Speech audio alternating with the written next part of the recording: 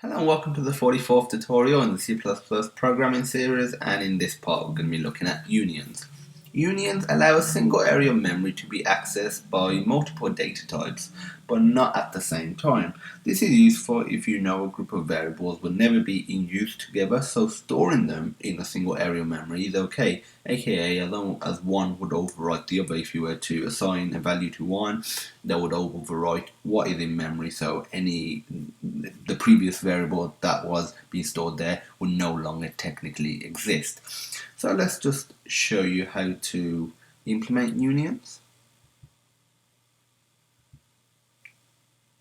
The syntax of unions are very similar to structs, which we have covered recently, but its functionality is obviously entirely different. So what you do, use the keyword union. That's what I love about programming, especially C++. The name of what you're doing has obviously a keyword, and the keyword is that name. And it sounds pretty obvious, but you'll get stuff where it doesn't really follow any sort of decent convention. Okay, so now you just put the name of your union. Well, I'm just going to put number. You put curly braces and a semicolon at the end here. Then inside here you basically put all your variables. So I'm going to put int I, double D, bool, hello. And now what we're going to do is create an instance of the number union. So number, we're going to create an instance called number. Obviously, as you can see, it's a lowercase n. Then we're going to do number dot I equals 7.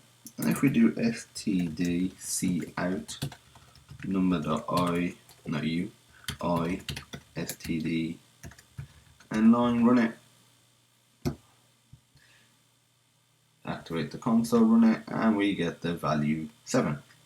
But if we were to just, sorry about that, and if we were to just literally copy and paste this, but we're just going to change this to a T, ouch, hit my T, don't know why it's a T, I mean D.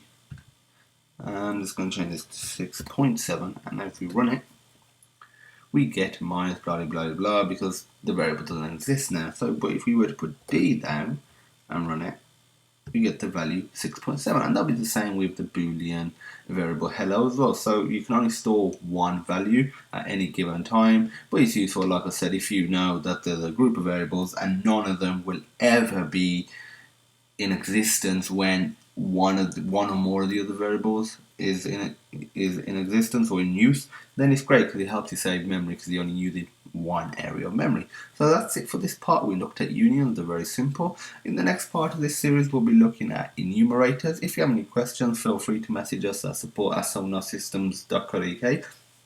Email will be in the description. You can comment on this video or just directly message us via YouTube. All the required links for source code will also be in the description.